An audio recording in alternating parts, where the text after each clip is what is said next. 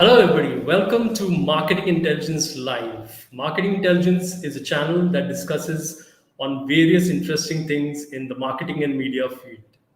If you follow this channel, you will get insights into various different kind of campaigns and different types of marketing techniques used in all kinds of different industries, different products and services being marketed basically.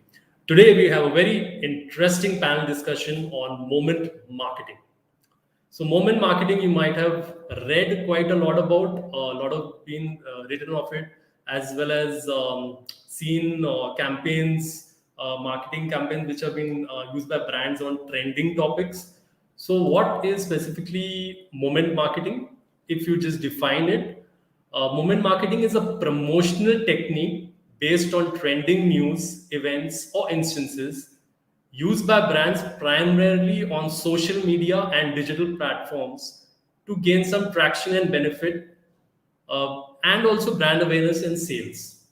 So this is like a you can say very technical definition, but this is a very interesting. It's, I mean, outside the marketers also, as consumers, you have seen these campaigns and been a part of these discussions also on various trending topics when brands have talked about it, tweeted about it, or put it on Instagram and all.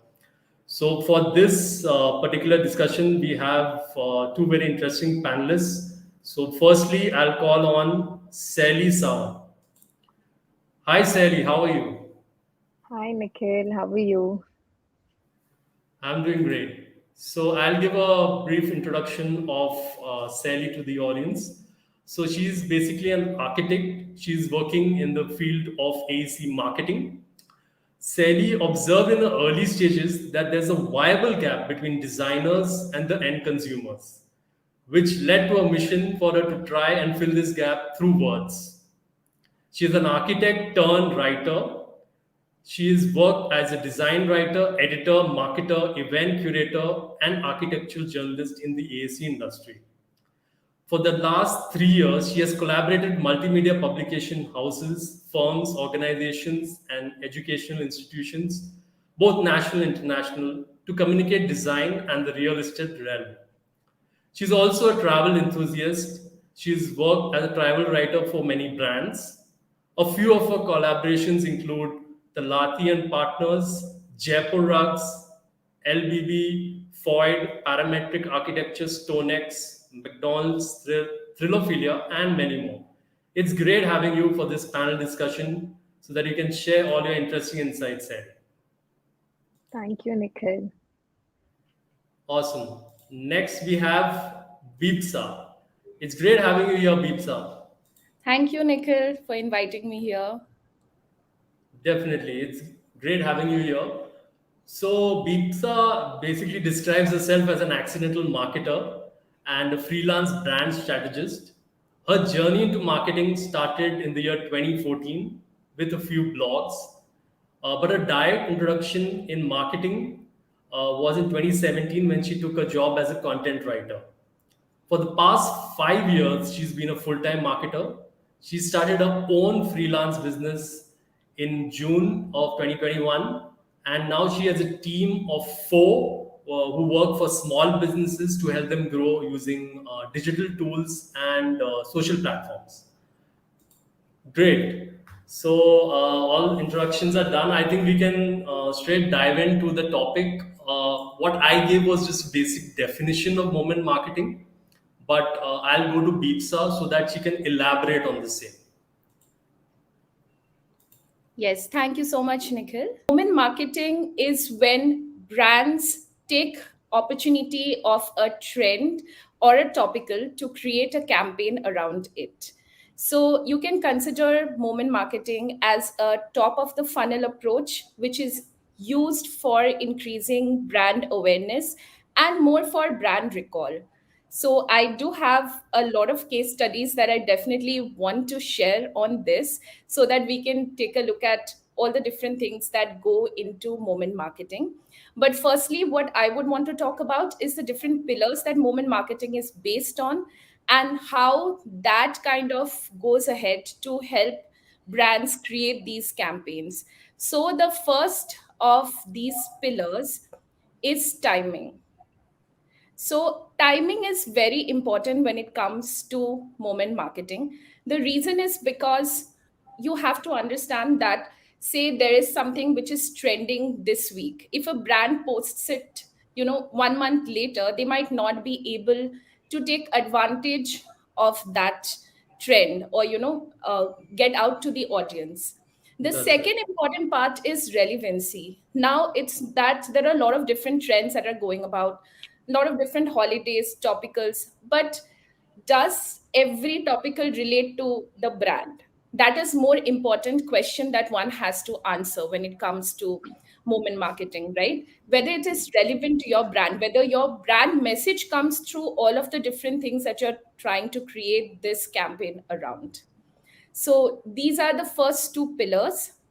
The third pillar is the emotion. So, what is the emotion that this campaign is trying to evoke out of a customer? So, if we see a lot of Indian brands right now is basing their moment marketing campaigns on humor, on memes. So, meme marketing is like on the rise. We see so many meme pages. Not only that, brands like Zomato, Swiggy, and all, they're constantly going ahead and taking advantage of these different memes and different events to take part in that moment marketing campaigns. So that is also a very, very important thing to consider. What is the humor, or what are the different kinds of emotions that you want this campaign to kind of tell the story to your customers?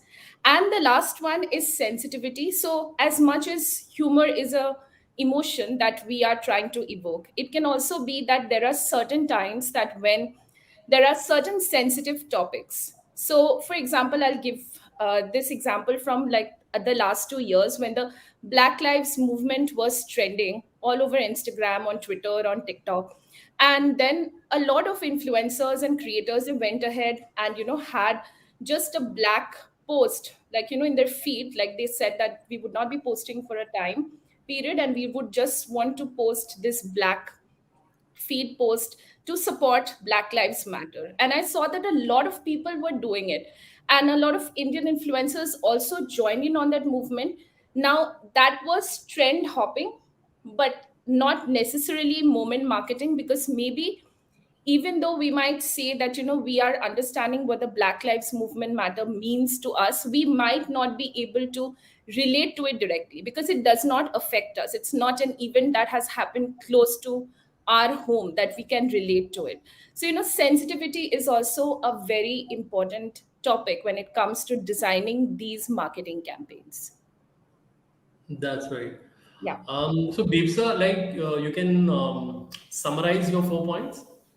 Yes, so as we can go ahead and say that, so the 4 points are timing, relevancy, emotion, and sensitivity. So once you have all of these 4 points together, you have like a viral marketing campaign that That's we it. keep on Also, seeing. like they are kind of a framework pointers when you are making the campaign. You can look at these 4 points and say what is in it within your campaign, or follow that. Like you said, that certain thing like a best practices kind of thing.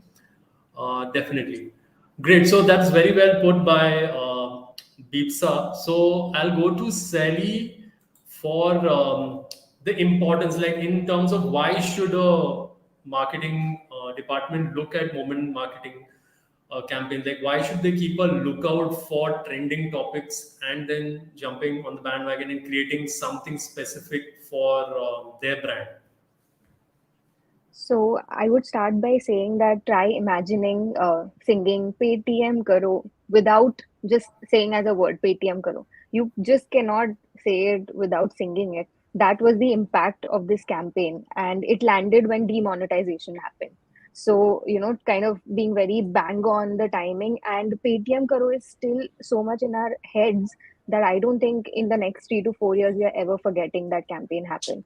Or for that matter, Spotify and Britannia collaborated in a very funny, witty kind of a way where the biscuit resonated with the logo. So they were like, let's do this thing. So I think that the ones who are not doing moment marketing are really losing on a lot of things because nothing resonates like it. We have a very small attention span these days. It's like a goldfish attention span, and there are so many things happening. So how do you make your brand stand out? By spending the most least money. And I think moment marketing works the best in doing that. So something on the importance, I would say that everyone is concerned about the budgetary regarding every strategy, that if the executing this, what is the budget? So cost effectiveness is something that is very much in our hand when it comes to moment marketing. And I think that's why people should sort of pick it up. Attention grabbing, having something that is fun, kind of detaches a customer from their daily mundane lives by inserting a certain level of humor in their lives. So I think that is something that moment marketing can do very much spot on, and it can definitely convert a lot of people, into probable leads or clients. um, yeah, I think that is pretty much it what I would want to say. And to be honest, every marketer on a personal level will enjoy working on these campaigns also, because then you're detaching yourself from the core brand values and thinking about what is happening holistically. So yeah. That's right.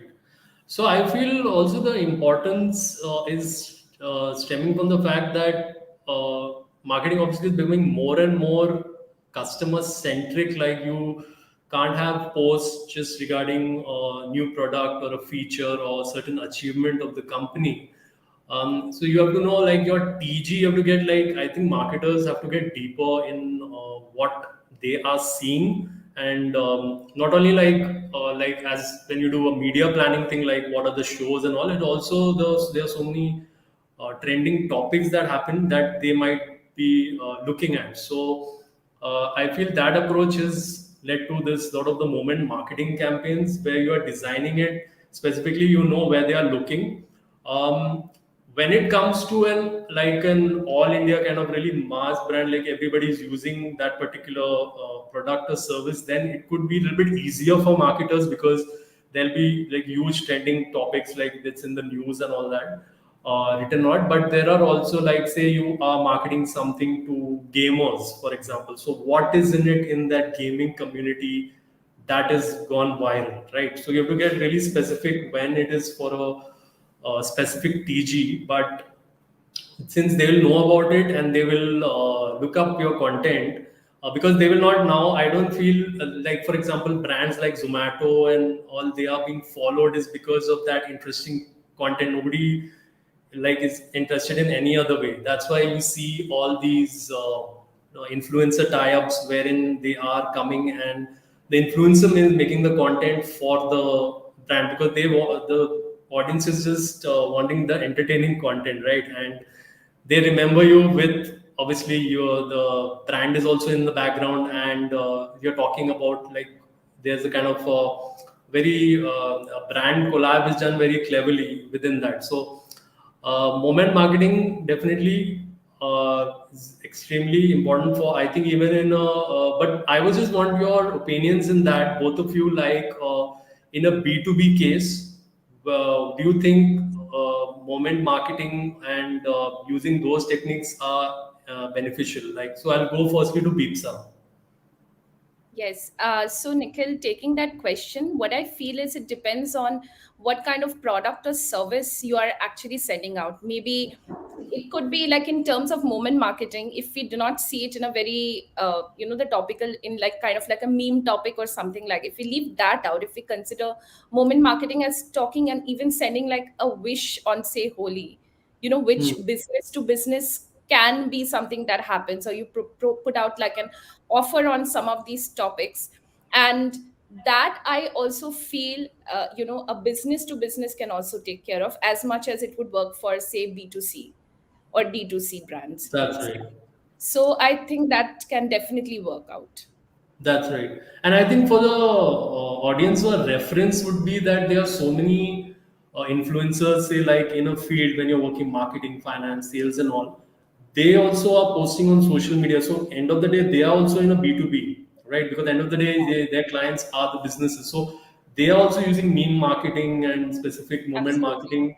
So, that can be a reference point for bigger B2B players, that how they can use it cleverly. Because um, I think gone are the days when you can have anything boring within your marketing. Like you have Yeah, to yeah, have yeah. these fun. Absolutely. elements. Awesome. So, Sally, your view on it in terms of the B2B space and using moment marketing? So I would like to answer this in terms of real estate because that is the industry I mainly work in. And Yeah. B2B is something and moment marketing that doesn't exactly correlate when it's real estate industry because it's slightly more rigid, a lot more technical. But if a campaign which is sort of a marketing campaign which is focusing more on the fundamentals or the value that it's going to add to the other person, to the business, then it makes sense.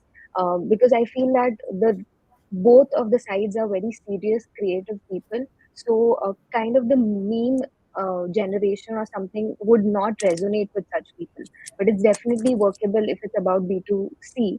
But I would suggest that I have not really seen a lot B2B stuff happening in related in relevance to moment marketing happening in the real estate. Like real estate, you're saying specifically. Yeah, specifically that. But when it comes to B2C, people are really crazy about all these That's right. trends within the But you industry. must be using like because your customers would be real estate companies or architectural firms, so you must be using it on your own in your own social media or something. Yeah, so because I use that, but it's still, touching the fundamentals of the firm, touching the core of how the industry is. These are serious subjects, but a witty side is added to it. But we have to be very careful with moment marketing because these are really, seriously creative people, if I can term them that way. Yeah. That's right. Awesome. So I think we'll go to the case studies that the panelists have come prepared with. So I'll start off with the Biz Gurukul campaign, which is an edtech player, and how they use movement marketing. So I'll go to Beepsa for the same. Yes, I'll go ahead and try sharing my screen again. Do let me Yeah, know we'll if see you if can. it's yeah. Yes. So let's go there. So I'll just open up their Instagram. Can you see my screen now? Yes. Yes. We, Okay, that's lovely that it's been shared. So I was doing a research on edtech and I have an interest in them. And I came across Biz Gurukul. And Biz Gurukul was launched like 2 years back in March 24th, 2020. So, and in that time, they have been able to garner quite a lot of following across different platforms. So this is one of their prime examples on their Instagram where they were taking the Elon Musk campaign, the trend that was going on, and they turned it into one of their campaigns. And as you can see from the data that is here, that it definitely garnered like a lot of likes and shares, and that is also visible across all of their social media platforms, which also include YouTube and LinkedIn, with a huge following and a lot of comments on each of their posts. So people are starting to recall them more and more. So this is about Biz Gurukul, and you can also go ahead and take a look at their Instagram here, like what they have done in 2 years. So definitely moment marketing is something that is working for them. So over to you, Nikhil. Awesome. So in this youth, like for the marketing students out there, anything you want to specifically say that these things might work, that they work for Biz Gurukul and they can use as pointers when you're creating your own moment marketing campaigns. Yes. So I definitely think that when they are using a moment marketing campaign, the important thing is to resonate that, they are not being very salesy with their courses. What they're trying to do is they're trying to get to the pain points of all of these individuals and then come up with these very creative way of focusing on those pain points. Like, say for example, even if you saw that Elon Musk, that tweet, right, it talks about Indian parents and how they would say that if you had 44 billion, put it in an FD. I think that was very clever way of putting it out there. So you really have to Hmm. bring yourself out there and put yourself out there without being overly selling. You're not just saying, oh hello, take our courses, right? You are going out there and you're telling them that here we have a beautiful product that you can check out, but we are also going to entertain you in that process. So that is something which should go along with your brand. But definitely, it's not just, just saying that, okay, Elon Musk just bought Twitter for 44 billion. That would definitely not resonate with the audience, definitely. That's right. Yes, so we've observed this quite a lot where it's about, I will feel marketing now, it's more getting the attention with these campaigns. We are not talking about anything about our products or services at all. Like if you see in terms of this Gurukul also, it's just you're entertaining, you're like a your this thing is like a media company and your audience is the so it's a edtech company, so it will be like students basically or aspiring for some graduate courses or postgraduate or some specific professional courses. So in that way it is functioning, I feel, all the B2C marketing that is happening. So this is also, I mean, very interesting how you use it. So you have to have good content copywriting for that, where Definitely. it is like, because in some cases it appears forced, so it should not. In that case, it was very well used in terms of the humor in that also, where you're talking about the parents, because most of these edtech companies, you're encouraging the students to have some different kind of careers, and also the parents. So here, general the parent thinking in terms of the conventional, where you're talking about playing safe, and where you're talking about even in investments like FDs and also. Yeah, this was very well used. Yeah. Awesome. So we'll go to our next particular case studies, which is on Godrej properties, and Sally will take us through the same. Okay, so I'll just share my screen. Just let me know when it's visible. Yes. Okay. So, coming from a very hardcore real estate background as an architect, I thought that this, marketing as a subject is something very new for us, for the AEC industry. And we definitely have to pick up a lot of things from all the other, sectors, and we definitely have to learn a lot. Although, since it being an inward-looking industry of many professionals That's right. and a lot of people in it, COVID That's right. was, And to the audience, yeah, it's a AEC is the architectural engineering and construction industry, and correct. engineering as in the which like that would be specific to Civil, electrical, civil. Yeah. everything. So Yeah. yeah, I wanted to So put that to the audience. That is what the AEC industry is referring to. Yeah. correct. So anything and everything that comes in real estate can be termed as AEC. And AEC industry or real estate industry as a whole faced a lot of bad side when COVID-19 happened. Although it was a two-sided coin, the positive side of it was that it awakened the industry that, if you don't market our services, we'll soon become obsolete. And that was the start of this entire journey of venturing into marketing, venturing into different strategies, and how the architecture, engineering, and construction industry can overall step up. So these were five of the reasons and five of the things that happened during the pandemic. We had to accelerate the use of our technology. We had to change our communication and collaboration because everything was happening borders. There was a difference. We also had to design in relevance to new health and safety guidelines because we had to literally revamp every single space that we were designing and think new ways to establish a new meaning where it's a safe habitat for everyone to survive. Second, fourth was the shifting workflow. So, as you can say that the real estate industry is very much of a physical profession where you have to be present physically on a site, or you have to, draw and sketch with a lot of people in your team. But there was a shift in the entire workflow where everyone was at home sketching through their iPads and all those devices. And the fifth thing that happened was it led to many new building trends. So all these concepts of your workspace not really having a cubicle, but it changing that entire dimension that you can literally work anywhere, or you could your desk could be a beanbag, or you can have a coffee shop within your office. All these new terms started coming. If you know the great resignation that is currently happening, the main reason for that is an unhealthy work culture where the work sort of doesn't promote you in that way. So AC industry had to step up their game as a whole, and moment marketing was something that played a huge role in that. So this is just one example of Godrej Properties Limited, which is a very they are the big players in the real estate industry, having some of the most pivotal projects all over India. Also, their projects have a lot of eco-conscious approach. It's very sustainable. All of these principles were sort of converted into a moment to market by terming one of their project Godrej Air Bangalore with a tagline, welcome to the homes that breathe fresh air. So this campaign was basically launched during the second wave of COVID, when everyone was freaked out about, what was the kind of homes we are supposed to live in.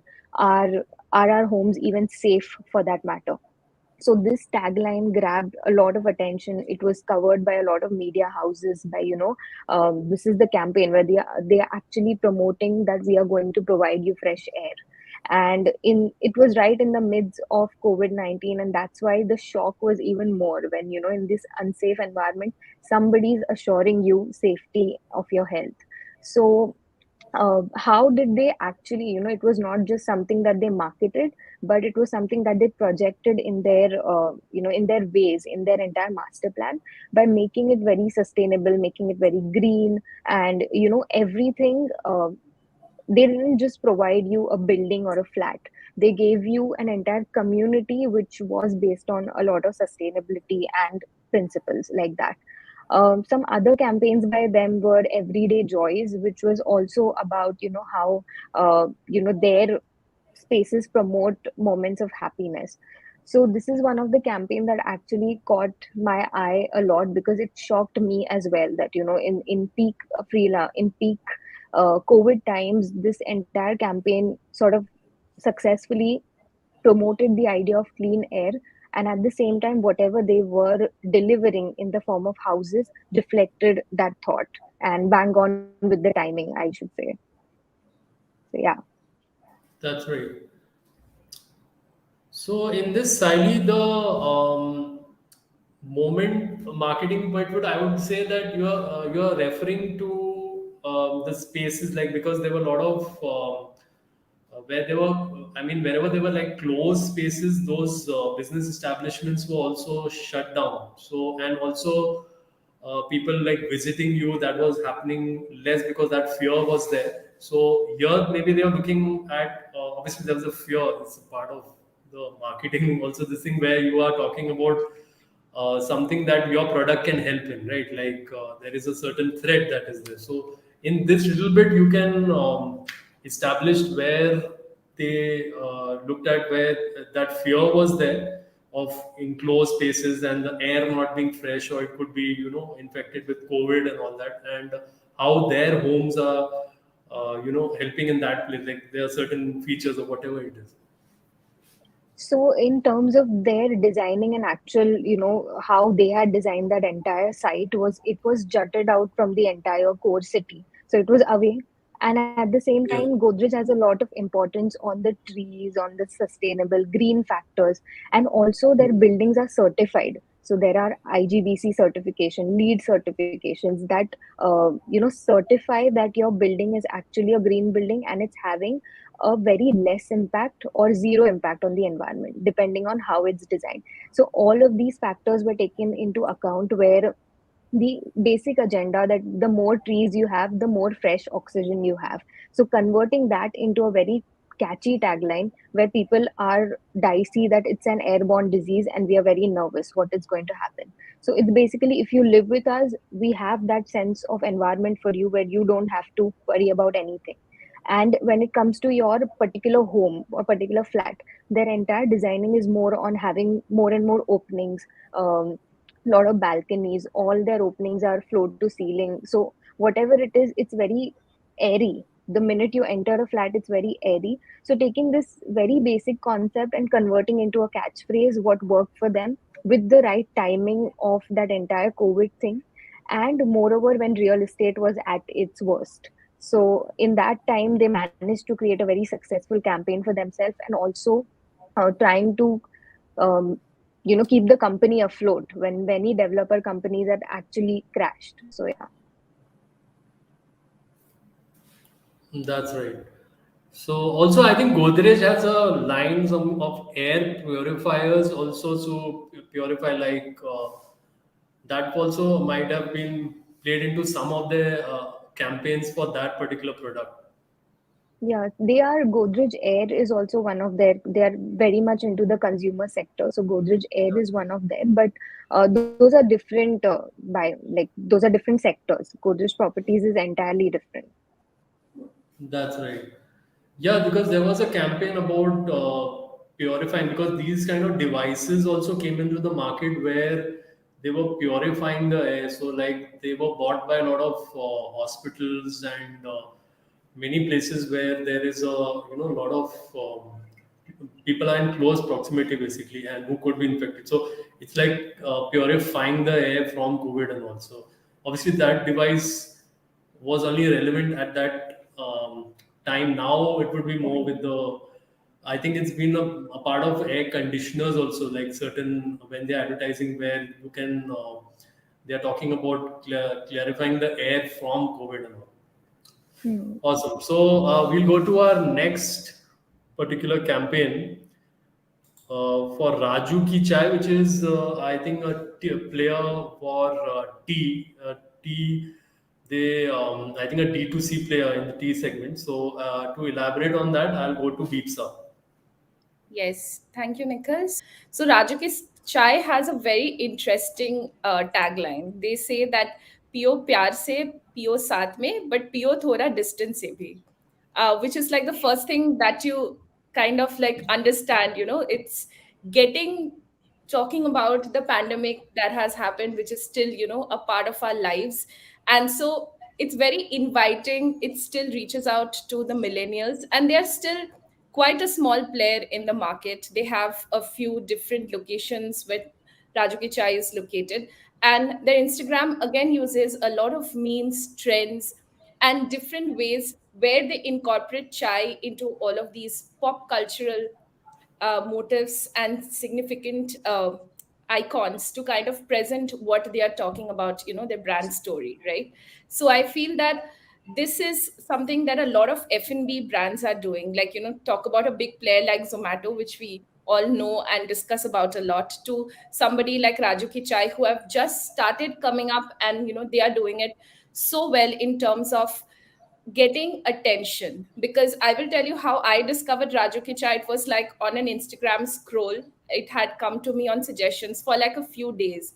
And then I went ahead and checked that out because it felt quite interesting the way they were focusing the reels or some of the content that had come up. So, that way it kind of makes you want to take that leap into checking out the brand, which is brand awareness, right? That's what first any brand, all brand wants out of their customers, which is the first thing that people come and take the decision to look at the brand. Because it's also very difficult today in 2022 to make people come and see your brands, because you are literally one brand in Hmm. amongst all the millions of brands, like That's right.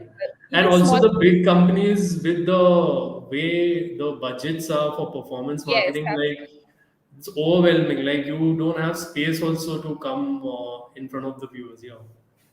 absolutely, yes. And that is the reason why I feel that moment marketing and or viral marketing, they're quite sustainable if you can get it right for smaller brands. Because all you have to do is that you have to do a kind of like a campaign. You do it with a small team of people. You definitely do not need a huge marketing budget, and it's organic, right? Like the more Hmm. important part is that you are not spending a lot of money on ads. You're doing it organically, and it is spreading through word of mouth. And what we know is that, if say for example, if somebody recommends you something, like a friend, a neighbor, or one of our relatives tells us, check this out, you might like this brand, we will surely check it out, rather than a brand who says, oh, please check us out. We might see that ad, we might see that hoarding, but we won't be trusting that so much, rather than the words of our own friends, relatives, or our acquaintances. So I think trust is also one of the very important things that comes up when it comes to moment marketing. Because the more people start sharing it, you see friends are sharing it on their DMs, sharing it across WhatsApp, Facebook, so it becomes like this huge viral campaign that kind of attracts people and makes them want to come and see, okay, what is this all about? And once they see something that they like, they want to, okay, let's hit the follow button so that we can come back for more, and we are sure that this brand is going to serve us more, right? So that way you're That's not only right. building awareness, also Hmm. credibility and trust. Like definitely, like in brands like these, so you are have a like a mainstream product like tea. um, Still you need to come in front of the viewers, so you obviously there is a certain amount of budget that would be required to come. So if you do your targeting very smartly and specifically, so once Yeah. it reaches, then they will share it among, right? Like, so once I like that content that is within that Mhm. campaign, it could be like a short video or just a post, there I can share it. So it will there has more chance. So many D2C brands today, I mean, which you had not heard of, and today which is like competing with the bigger brands also. Yeah. That's because of, I think, if you study their marketing over the last few years, they've been using moment marketing very, you can say, successfully in that case, and very strategically. So they've really focused on their content, and the people they're hiring, like they hire more artists, I think so, because they know what will kind of connect with, like, yeah, like a very popular example in cred is, like, I think they don't have an agency, just a set of artists for their like stand up and all that, because they know they will have that connect with an audience where they will I mean, it'll be quite humorous, and it has proven basically those artists are having that following. And also, these are pretty some interesting things which marketing students can make a note of. And when they are, and even companies who are coming up and who are looking at, getting in front of the audience in D2C space, or even very competitive like FMCG space. And also, awesome. Great. So we'll go to our next particular case study on the MNC player in furniture, IKEA. So I'll go to Saili for the same. Okay. So I guess you can see my screen now. Yes. So IKEA, as we all know, the giant, everyone's favorite, and even though you might every someone might have an opinion that it's not that good, but we can't help but love the products that IKEA makes. Extremely user friendly, extremely affordable, yet it has that status symbol that look at my house, it has an IKEA furniture, this is an IKEA sofa, this and that. So this brand has a lot of glamour to it, and there's a reason why they have um been this big brand. It's also about the kind of the supply chain and their entire setup that they have. It's pretty big, but they have been someone who have been very hands on with their marketing, always stepping up their game with each campaign, not afraid to be very upfront about what their brand stands for, and also standing up for what they believe in. And I think that is something that sets them apart and has been a reason for this entire giant to have a very global presence and a very global relevant presence all over the map. So this was one of the campaign that really struck a chord with me, and I'm sure with a lot of the people. The viewership is a testimonial of that. And the bang on timing about this campaign is right again coming in peak pandemic times, when people actually realized a lot of things that about their home, about their families, and how you have to kind of make every moment count, because that's how fast your life can be if you start obsessing over your daily mundane day to 9 to 5 things. So this campaign was not something that was launched as soon as COVID came. It was something that was launched after, when things started opening up. So the entire context of it was just some families, very emotions about how a daily life looks for every family. So there is one person who is doing his normal household chores, there's another guy who's on a Zoom meeting, and then his children starts running here and there within the screen, and very basic daily mundane things which we feel are not attention worthy. So we might think that, okay, this is not something glamorous, how is it coming as an ad. So they shocked everyone by saying that, you have to make every moment count. Even, this, if you can see the examples that I've say just put here, that this guy's on a Zoom call and his kid is kind of feeding him stuff while he's on a call. So this campaign resonated with a lot of people, and IKEA in India was launched, post COVID. It actually started functioning in its full swing, and all these different campaigns. Be it, if you're standing on a bus stand, you'll see that there are all these taglines that IKEA try Kia Kya. So trying to keep a very catchy phrase and establishing that sense of their repute is something that they have done, and which I personally appreciate a lot. And the entire real estate industry sort of looked upon this brand and started doing a lot of things interestingly here as well. So even moment marketing, in terms of when Black Friday showed up, these guys had this tagline that IKEA is buying back old furniture and sort of repurposing it. So everyone who has a very eco-conscious approach on the products that they buy were instantly attracted to this, that okay, these products are actually repurposed and a lot of thought goes into making a particular piece of furniture or a thing. The next campaign which I really love about them is the IKEA Fracta bag versus the Balenciaga. So on the right, you can see it's the daily IKEA bag, very cheap, 99 cents, not expensive at all. And then Balenciaga launched a bag which was very similar in terms of design, and it costed around $2,000. So that's like a whooping price. And IKEA took a notice of this. So they said in their they took this moment. They did not, saw what all memes were coming on, what all people were saying about it, and they said that, what, we are a brand, let's talk about it, let's talk what we believe in. And they launched a campaign that, we know how you can identify an original IKEA Fracta bag. There are instructions, so you have to shake it, and if it's rustless, it is real. So it was a straight out mockery. They also launched a lot of these interesting, visuals in terms of the Balenciaga bag and all that entire write up written in the IKEA format, and just comparing that, this is $2,145 bag, and this is how you can identify an IKEA Facta bag. So these were some of the examples and case studies that I wanted to show you, and I feel that they have had a huge impact in terms of moment marketing. And IKEA, in a very lesser years in India, has established itself as a giant, where many other other companies like Home Lane or Live Space are getting intimidated, seeing the potential of how they can resonate with in every single human being that is there. So yeah. That's right.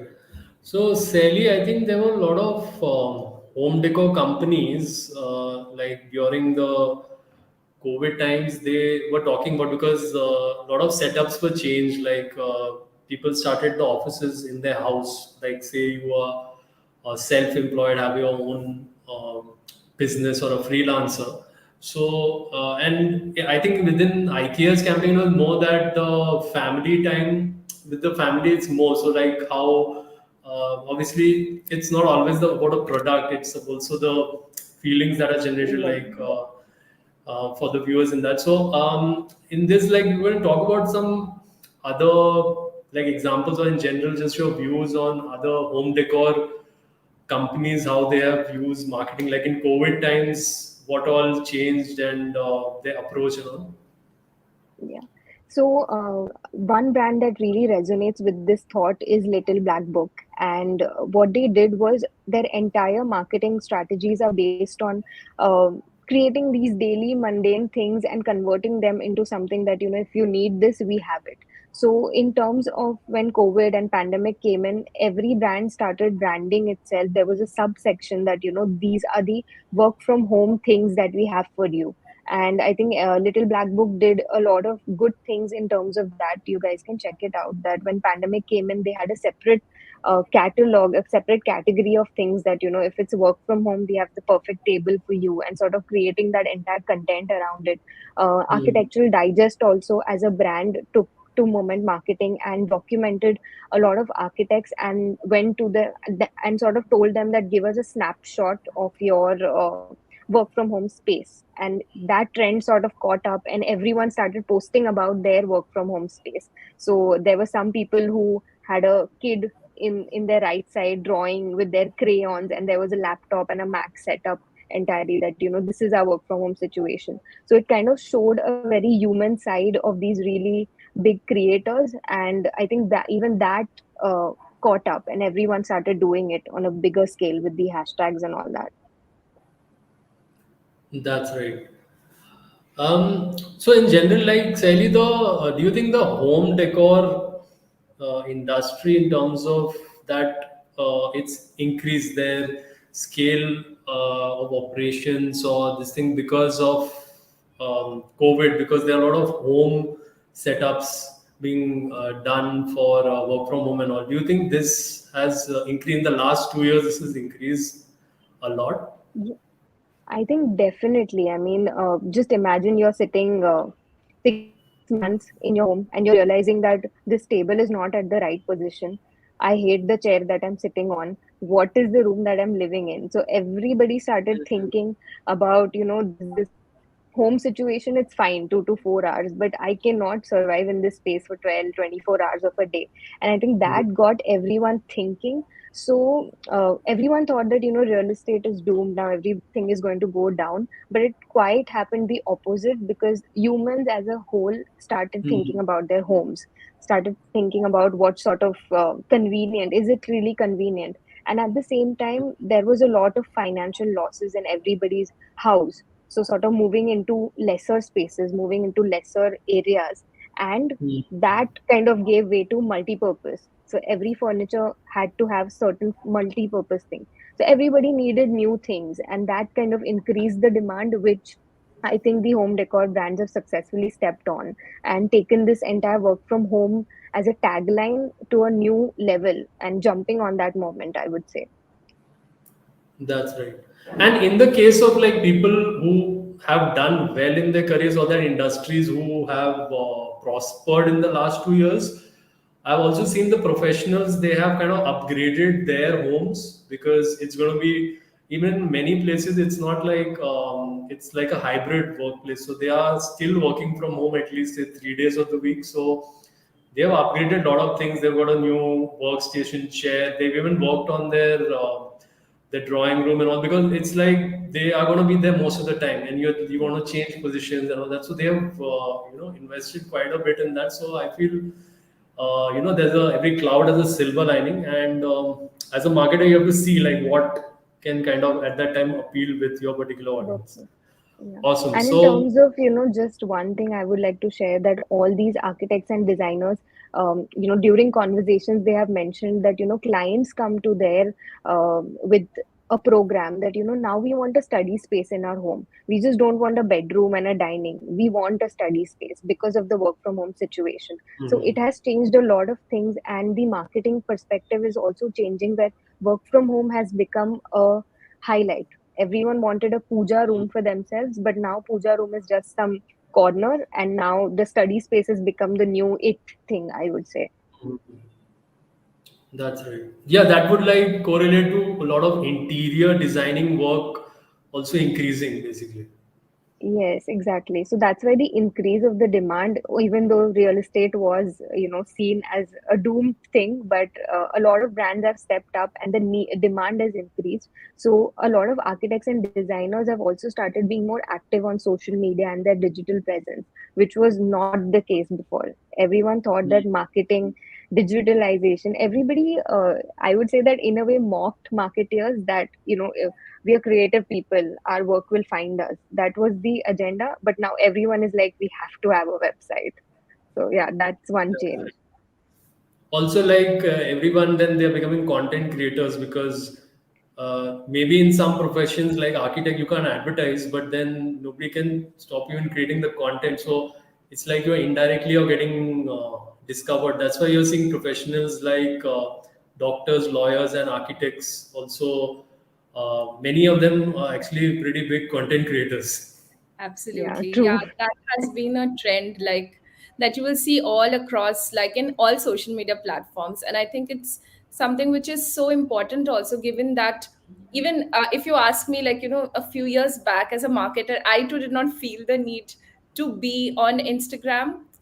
But then that changed when I discovered that to be discovered and to Yeah, get in front of people more, you need to have your social media presence. Like, usually when we do marketing, we do have different channels the way we can reach out to our customers, but just being social makes it much more easier for a lot of new people who might not have been on those certain platforms or channels to discover us. I think, and that works for all industries. And I think right now it's like a great time, to go out there and express yourselves, whoever you are and whatever sort of content you want to create and you want to make. And I think that makes it a lot more interesting. that's right. And yeah, I feel like all the professionals, it's not like you're looking at the views and all that. Maybe it's a separate thing where you have to be very focused in content, do that a lot of time consistently. But I feel somewhere if you are creating content in your space, um, like as per what is the topics of discussion or something, your insights, tips, and all that, then that in terms of that can be part of your strategy to be discovered. End of the day, everybody wants more business, so you Yeah. get discovered. Plus, I feel in say video content that in terms of that relatability, that audience and credibility, I don't know. There is more. It increases more when there is video content. So Yeah. the chance of that person then approaching you increases for them. So then you can get more projects. Hmm. Awesome. So we'll go to our next particular case study is from the Mumbai police, how they use generally the Twitter handle, very witty tweets coming out from them. So, and also topical and very humorous. So I'll go to Beepsa to elaborate on this. Yes. So let's go to Mumbai Police's Instagram. I hope you can see my screen now. Yes. Yes. So I think that even though they are not a consumer focused brand, but definitely they serve people again. And I've seen that they make wonderful campaigns, one of which is this. And I thought that this was brilliantly executed. So they were talking about the importance of protecting your passwords in this campaign, because it was World Password Day, and also Met Gala also Hmm. happened around that time. And I think that this was brilliantly, and the way, think of a government institution or a government body, and they using humor to kind of raise awareness, make people follow Hmm. certain rules. I think that is brilliant, and that is the right way, how information should be disseminated to people who do not have such huge attention span that Saili was talking about earlier, right?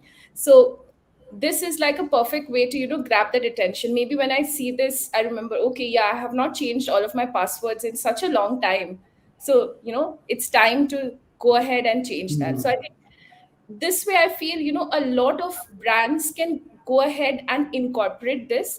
But again, one more thing that I need to say here is that it's not important that humor is the only thing that your brand should kind of focus on, because Hmm. a lot of the Indian brands that we are giving examples of today are using humor. But we can also take up something like a cause, like we saw for Godrej, right, where we are talking about fresh air, or we are talking about living spaces from IKEA, talking about that emotion of spending time with your family. So it is important to relate moment marketing to what your brand talks about. So it's not like jumping on trends, as I was mentioning earlier again. You have to Hmm. really go deep down, understand, take a look at your own brand story and say, okay, this fits in here, and this trend is not something, we can fit into. So that is something that all marketers should be really wary about when they're designing these campaigns. That's right. Yeah, because there are other feelings that can also be invoked. But the way I think that lively pass of that one tweet that was done, I think even though there is no correlation, I think they used it in a very interesting. So I think anything can be used the way. I mean, if you take that example, because Yeah. here you're talking about the Blake Lively, how she changed her outfit, and you're correlating it to in like because there's a lot of cyber crime. Somebody knows your password, and Yeah, in terms of the thing, absolutely. so you should change that. And so I think this is an insight for marketers. Like if you can talk about anything, but it's like how you design that content. So because you're far away, there is no correlation. Like in general, if you say, but this is how they viewed it. It is very intelligent. Yes. So it just boils down to being creative with it. So definitely you need like somebody who can be very creative with the copy, with the concept designing, and Hmm. you definitely need to have your designer. But then some of this is not very, like, I won't say they're very design heavy, but they're very concept heavy. So you have to see Yeah, whether that concept kind of sits in with, what you're trying to say, what you're trying to go out. And I feel this way, you just get so much of brand recall value, because I am definitely going to want to share that. You see, Mumbai police has done this, that kind of thing. That because it's so unexpected. Because whenever we think of these institutions or these organizations, we're always like, we expect something more serious, right? We don't expect them to have humor in play. So that is kind of shocking as much as it is humorous. that's right. But now So I think it's become the norm because there are various yeah, other yeah. police. You can say the handles of in different cities which they are using humor and meme marketing also. Absolutely. Yeah. 2 days back, there was this video which was going around on Instagram, and there was this, I think, this army guy who was rapping. So, so Hmm. those things which kind of like bring people together. Obviously, that's not part of marketing, but what I meant to say that it's a viral video, because again, you're not That's right. expecting that army guy to rap. So That's that's right.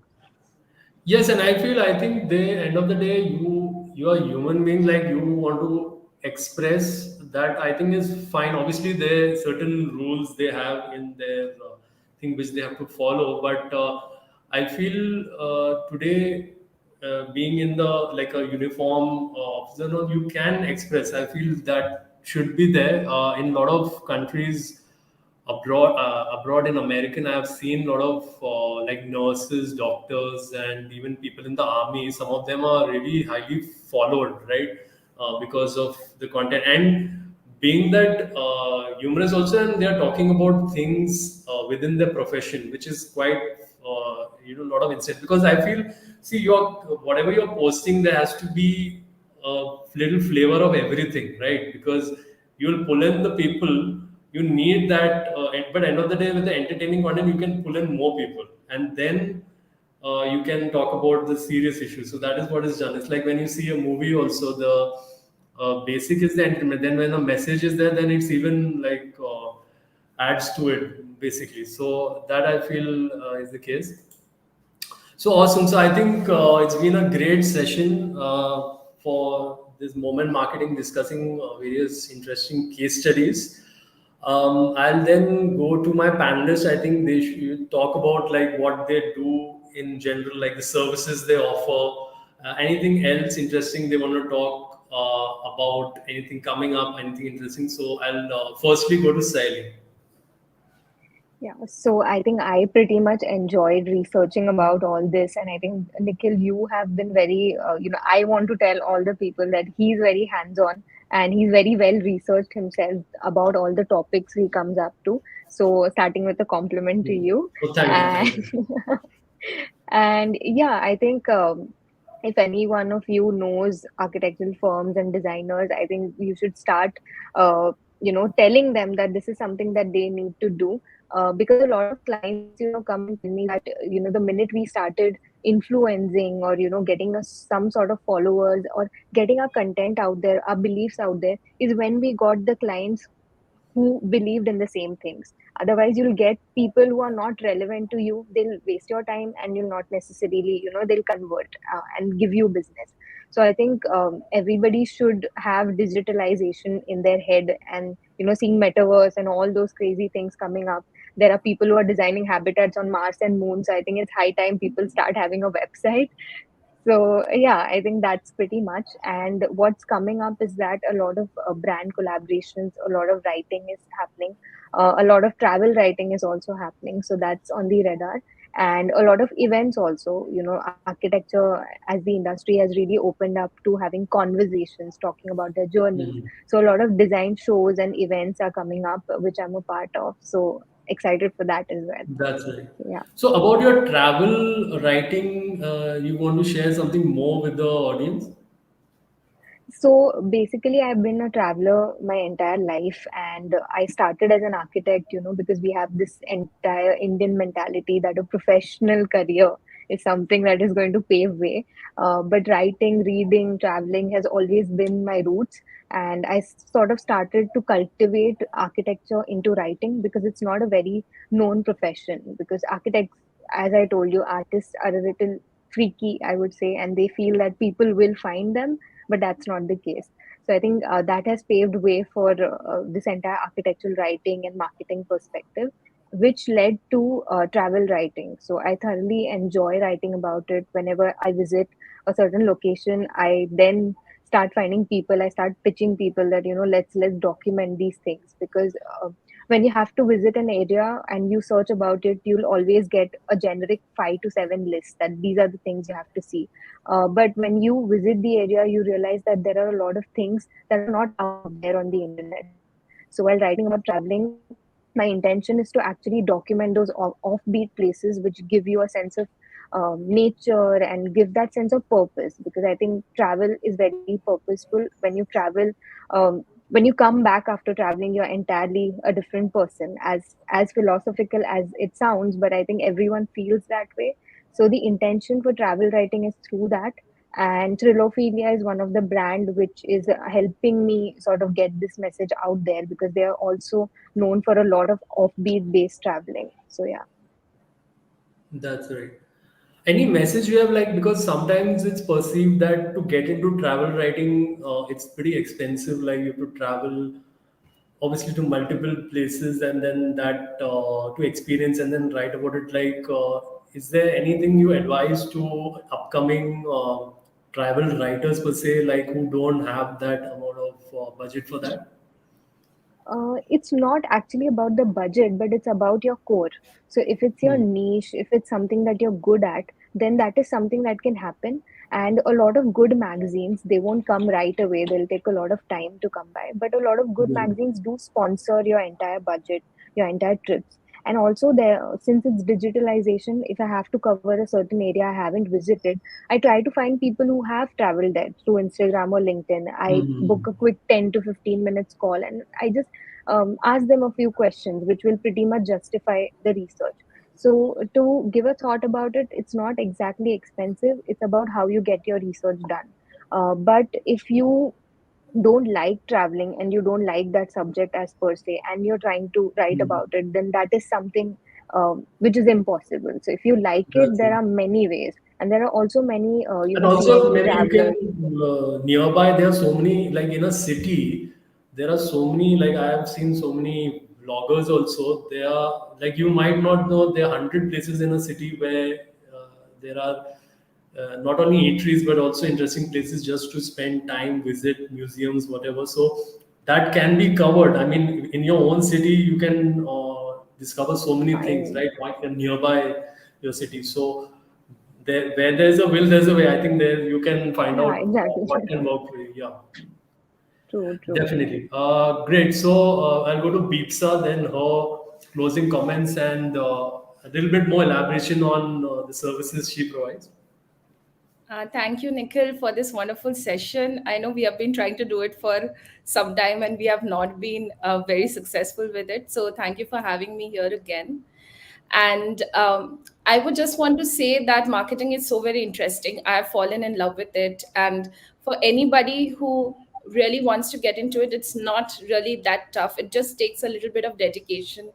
I definitely moved on from a lot of different field to do. Like I was totally into academics, and then I started out with content writing, and then I came into marketing. So it's been like a journey, and now I do it full time definitely, and I'm doing freelancing. So I just feel that for anyone who wants to learn it, there's just a lot of resources. There are a lot of channels like yours, so people can come and watch these channels where you have panelists like us who have been in the industry for a while, and they come and they're given all of these kind of information, these real life examples and experiences, which you do not always get to see, or you do not get to see in a course. Sometimes I feel that, I never learned marketing in a course.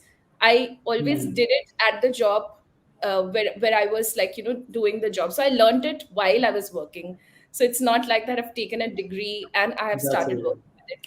So I feel Yes, I that that also want to come in here that now marketing, how it's changing so rapidly, and the new technologies, tools that are being used. I think it's more on like when you're judging the marketer or you're hiring somebody, it's more on how he's able to understand the audience and think out of the box. Like on those things, maybe you can judge, but in terms of absolutely. experience in a particular industry or using a tool, that is not, because that can, you can easily do that, adapt to that Yes. quickly, but the core is that is there. Now I think many people, they want to hire like more artistic marketer, wherein like you're into storytelling, and you can Yeah. like create a narrative which people be interested to hear or see or whatever. Yeah. I am more of a I data just want to driven come on marketer. this one that I'm so Yeah, sorry, please. but just about one friend that she started out as an architect, Bani Kaur, you can just check out. She started out as an architect and later on moved into B2B SaaS entirely as a writer marketer.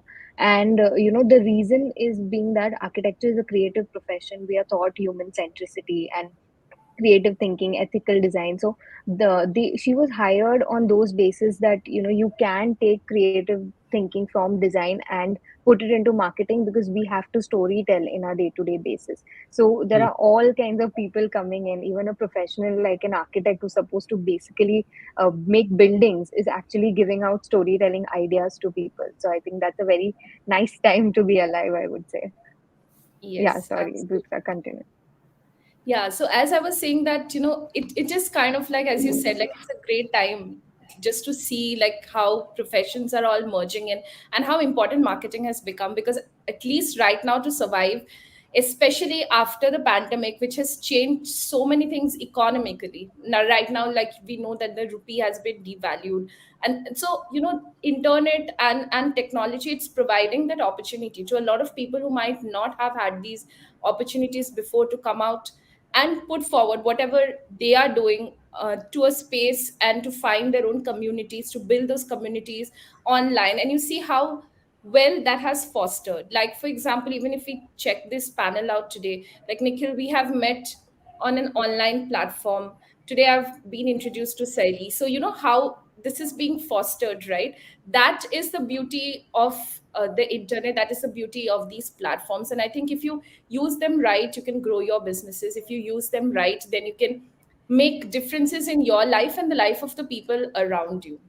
And with that, I would like to hand it over to you, Nikhil. Thank you again for having me, and very nice to meet you, Saili. Quite. That's right. So I would like to again thank Pam. Thanks for joining. I'll see you next time. Take care. See you. Thank you. Bye bye. Awesome. To the audience, thanks a lot for watching this interesting discussion. A lot of interesting explainer videos also coming up on this channel.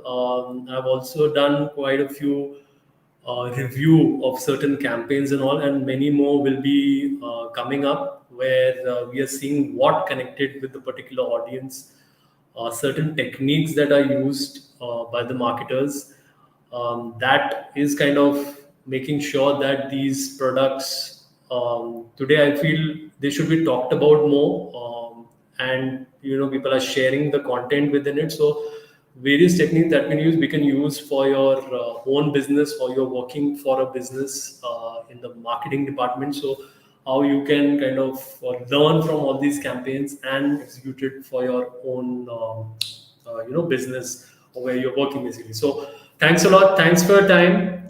I'll see you. Please subscribe to the Marketing Intelligence YouTube channel. I'll see you. Thank you. Take care.